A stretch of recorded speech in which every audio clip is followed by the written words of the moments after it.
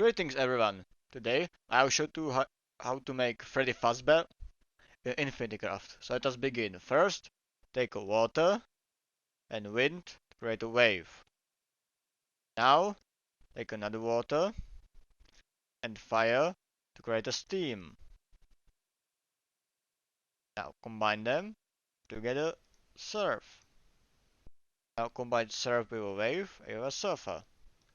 Now take earth and wind, create a dust. Now wind it to get a sandstorm. Combine them to make a sandman. Combine with a surfer, you got a dream. Now two dreams and you have a nightmare. Now take a dust, earth, you have a planet.